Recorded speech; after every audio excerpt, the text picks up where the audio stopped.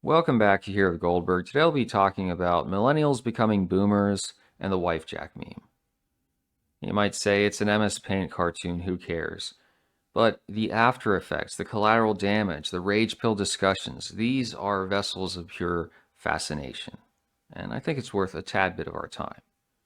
My understanding is that Wifejak originated from a lesbian redditor who was attempting to mock the general vapidity, laziness, lack of resourcefulness native to perhaps suburbanite females who will observe a problem for hours but never take initiative and try to solve it. Instead, they issue statements and observations. Babe, there's a spider in the bathroom. Babe, the sink is leaking.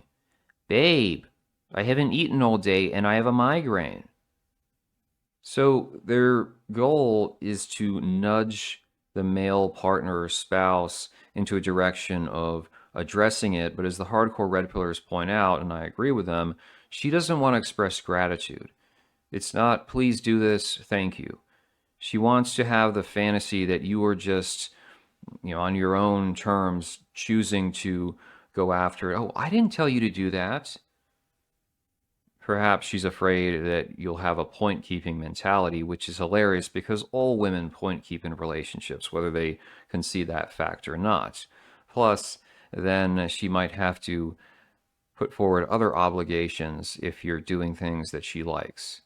You'd be the whole Carmela Soprano, happy birthday. I mean, he's been getting the same thing from other women throughout the year, but it's a special occasion. Well, as it happened, a number of these Bronze Age pervert adjacent Trump cells on Twitter chose to embrace the meme. They said, stop being negative. It's cute and complimentary when your wife acts in this fashion. That Lovecraft guy, who typically has good takes, he said, you need to be thankful for what you have. And I can kind of appreciate that in the frame of the modern world, but it also suggests, and we're not trying to degrade these guys, that they have limited experience with the opposite sex. And more than likely, their wife did not choose them first. They were with women who got ran through. Because this is the type of behavior which might be endearing to begin with, but if it's someone you've been ensconced in a relation for a while, and they're just playing this game, eventually you're going to say, just cut it out. It's nonsense. The ones that actually had pictures who were pushing this online, it's a typical white dude, oversized beard, the grin like he walked in on Milo Yiannopoulos and RuPaul about to get it on. And they go, oh, I love when my wife's on the couch and I just sit down and she goes, I'm thirsty, I need water, and I have to go get it because it makes her smile and it warms my heart. She's put up with me for 30 years. Of course I'm going to do that. Like, just you massive faggots. I don't understand how to explain it. And you want a healthy dynamic in a relationship, right? If you're a man, there's some tasks you're going to perform, others she will. But at the same time, a woman who can't do things because she just wants to be waited upon, it's all this performative virtue signaling nonsense the men are doing. Reminds me of a David and Rachel Hollis style marriage, and David Hollis getting over myself. Yeah, he did get over himself. We saw how that turned out. Rather sad. As Catboy was pointing out, this promotion of a conservative wife guy dynamic is quite disturbing. For those you don't know, Tim Kaine was America's stepdad, and that's a perfect label if you observe Tim Kaine running around on stage, waving his arms like he just got out of Happydale facility for the mentally unwell, and they took off something down below. You had Tim Walz, who was America's coach, and you had a Louisville slugger, and he's eyeing a kid, and where's he going to put it? And then you have Doug Emhoff, the wife guy, who's promoting his more successful, at least in the spotlight, companion. Well, this dynamic, because they would push back and say, you're doing it for your wife because she's exhausted, she's sacrificed raising the kids all day. But that sounds unlikely because many of these conservative types are sending their kids to private schools or if public schools even. They're not homeschooling. In my experience, though, having dated a number of women, they're all like this to some extent. It just makes them so satisfied The entitlement, in the less caustic sense of it, just feeling that this should be the norm because of how the world treats them, where they can be unemployed, they can be working part-time, living with mommy and daddy. They still love the idea of you being the cupbearer. You have them seated on the peacock throne that you stole from the Persians and the Persians stole from the Indians. And yes, milady, you're the chief butler, the head of the chancellery. You're Rogers from the Swan Princess movies. Your muffin man's a waitin'. So nothing really changes, but making this into some kind of ideal, obviously treat her well, hopefully she treats you well. Going on the internet, though, it's so cringe. It's so unbecoming of these men. And I see a reason behind it, which we have to delve into. In reaction to the Fuentesian criticisms of the wife guy dynamic, these BAP types are going, "Oh, so it's gay to be married and love your wife?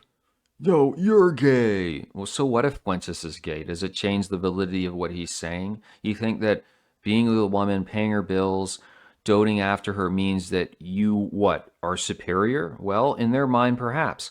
What is the iron law of Goldberg? The vast majority of men build their moral universe around access to the snatch. That's why they feel that they're above other males, even if they're putting up with a bushel basket worth of nonsense to maintain it. According to Catboy, they're attempting to mainstream a form of cuck-servitism now that Trump is coming into power once more, such that they can avoid the second revolution, the further radicalization of these disenfranchised males. And if you remember back in 2016, you had fellows such as Mike Cernovich, Danger and Plague, Gorilla Mindset, that they were happy to pal around with authentic right-wingers until Trump got in, and then all of a sudden they were throwing them in the trash. Because these individuals just want to live their little life, keep their taxes low, LARP on the internet, but they don't want to see actual change.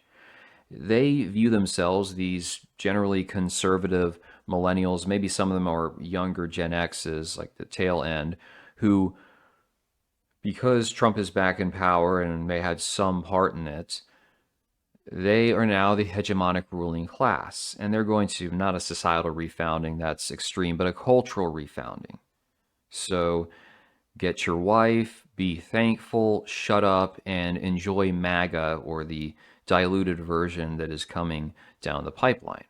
The funny part is that many of these advocates promoting Wifejak claim it's an anti-boomer meme.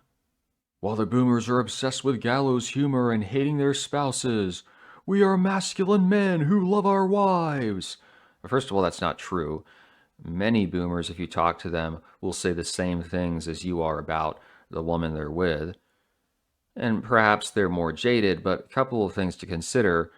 They believed, despite the partying in the 60s and 70s, they were still going to get roughly what their parents had, silent gen, so women that could not leave in most cases because they didn't have economic viability, means of having a livelihood. The boomers were the first generation where women really got into careers and didn't have to stick around with men necessarily. And a larger proportion of boomers, in fact, did get married. So they've seen the casualties. These millennial types, who most of them have probably been married tops 10 years. I would suspect the average is 3 to 5. The storm hasn't hit yet. And we're not here as a MGTOW, we want you to fail so we can laugh at you, but you don't really get it. And if most men who are married stopped and considered, like this Wifejak, what they put up with, they might go, am I really getting a great deal out of this? Not to mention the fact that when you, as a guy who's whether part of their cohort or maybe a Zoomer, who would say, yeah, I'd love to be in this magical relationship with a woman, but have you seen the market? What is their response? They're just like boomers now. What do they say? Sounds like a skill issue. That's a you problem. You need to do the work. Women are only into careers and feminism because of weak men like you. Man up. Basically, throw it back to the individual. Forget about what's happened in society at large. Frankly, I've met boomers that are far more red-pilled than these clowns you see on Twitter. Even my dad's starting to get more red pilled. He started watching some YouTube channel, like Happy Wife School or whatnot. And so the point being that it's a question of how honest you are. And a lot of these guys, they're living in that bubble and they're telling themselves something, which perhaps for some of them it's true. It's actually a positive dynamic. For others, it's like that meme where the dude has the smug face mask, but he's actually freaking out underneath it.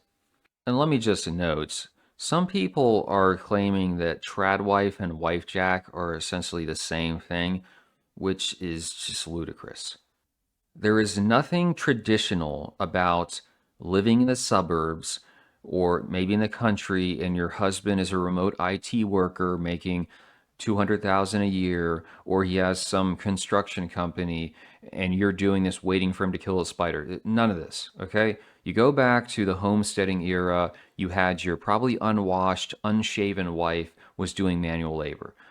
Both the European women and even the American Indian women.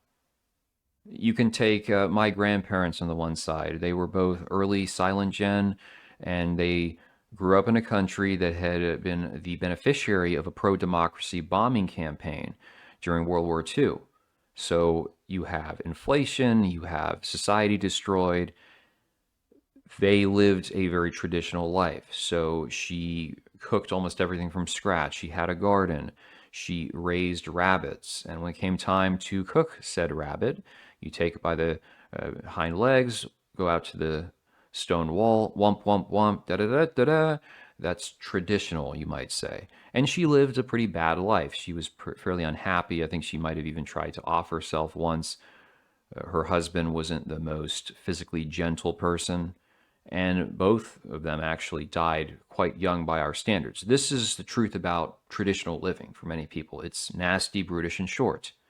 So, the reason I bring this up, you have these right wing guys who live in the suburbs or in the country. They have a nice blue collar type job, typically, sorry, white collar, comfortable. They work from home, whatever it might be.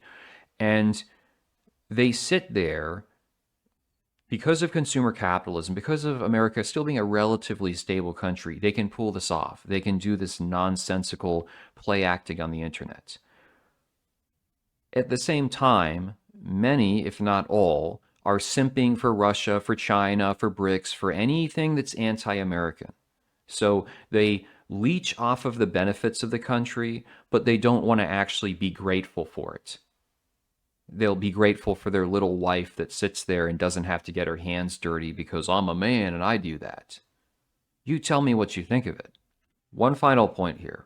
I love to say it, but looking at the profiles of the fellows promoting this Wifejak meme, and it seemed disproportionately they are Catholic, tradcath, advocates of traditional Latin Mass, yada yada.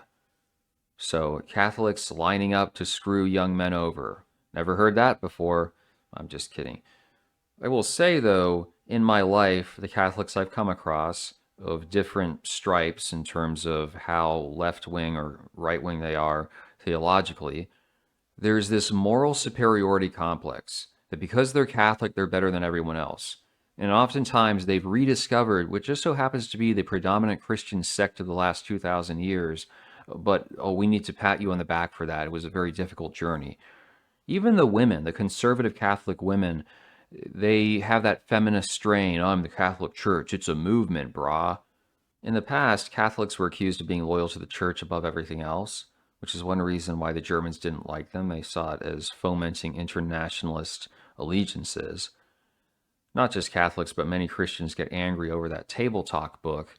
And they go, they said mean things about us. Are they accurate? The criticisms and observations? I don't care, I'm offended. Yeah, this is so prototypical. People being outraged instead of bothering to consider. I don't care if that text is written, by the way, by Borman or someone else. It's a funny read, and much of it's on points. Now, you don't have to throw out religion because you see it, but using that as your little I'm throwing a tantrum basis is just nonsense. To the present day, not just Pope Francesco, but these organizations, and there are many of them, have promoted flooding refugees and other forms of mass immigration into Western nations. And you say, oh no, those are just Care Bear ran groups. Not all of them. And this is a classic attempt which they've used. The Catholic Church for years would blame the Care Bears for things which they in fact were guilty of. The Care Bears were a release valve, much like when you come to these guys today, they're using young men as the, okay, we can now be the pressure valve release, deal with them as a threat.